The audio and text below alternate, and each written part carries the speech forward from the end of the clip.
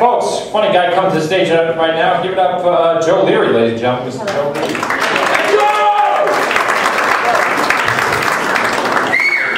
My wife thinks I'm at AA right now. Better than when I tell her the truth, I gotta tell you that, because last time I came here, I'm like, honey, I'm going to the government to do my gig. My body, you suck. Not funny. Isn't marriage wonderful? Oh, it's lovely. My wife is like, forget the kids. Forget the kids. You gotta get checked for attention deficit disorder, because you don't listen to a word I say. I'm like, honey, relax. I don't have ADD. Honestly, I just don't give a shit. You know? We don't get along. We don't get along at all. Nothing in common. eHarmony says they match on like 29 dimensions of compatibility, right? I'm like, I wish I had one with my wife, like, you know, enjoys the company of women. I went on eHarmony, right? I wanted to check that out. You know, I did the questionnaire just to see what would happen, what kind of hits I would get. And immediately I get an email from this hot young girl named Amber. Wow. And it turns out Amber's looking for an overweight, slightly balding Larry Bird lookalike from Levittown, Long Island. They're pretty good. She even invited me to check out her webcam. Of course, there was a catch, right? Yeah, Amber charged me $50 an hour to watch 3 Guidos named Enzo do weird things with a shoe on to her. Best $3 grand I ever spent, bro. You know what I mean? You know what I mean. I had a little bit of sad news. My grandmother died recently. That's all right. She had it coming. She was very old, very old. Very old. You know, but what happens is, it brings up the point that people are very uncomfortable talking about death, you know what I'm saying? Like at the wake, the woman comes up to me and says, oh, I'm so sorry, Joe, I'm so sorry. How old was she when she passed? 97. Too soon. Too soon. So much life left. Too soon. Last 12 years, she's been in a nursing home singing the Flintstones theme to herself.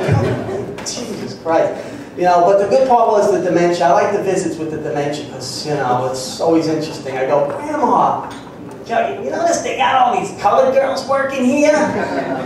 Oh, it's racist. No, they're the good ones. But, even the nurses are like, you know, oh, Joe, don't worry, she went quietly in her sleep. Really? You know that? How do you know she didn't wake up at 1 a.m. in like agonizing, excruciating pain, organs exploding in her body, you know? She's choking on a vomit, she drops dead. 10 minutes later, you walk in and like, oh look, she died peacefully. It's okay. It's all right.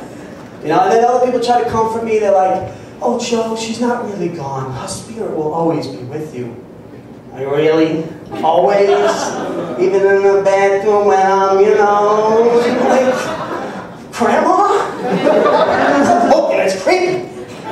I think, you know, for a guy, being a ghost would be like going to hell, wouldn't it? Because dead or alive, guys, they want to do that. And let me ask you, how does a ghost masturbate? I don't get it. Like, I can't. Something there, what kind of a place is this? I don't get it. You know, when I was a kid, I was so insecure I couldn't even masturbate, you know? I felt like I just didn't deserve myself, you know?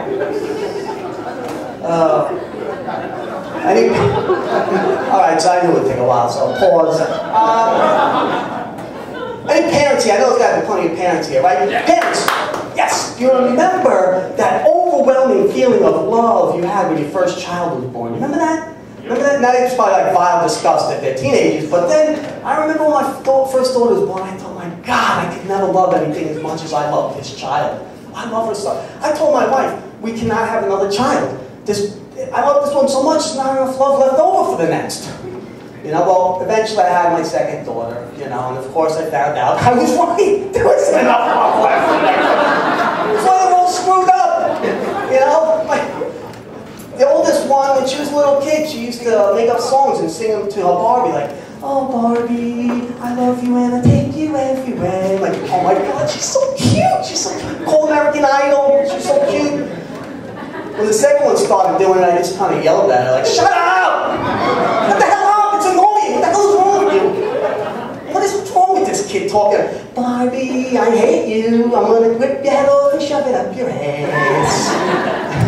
Oh, so screwed up.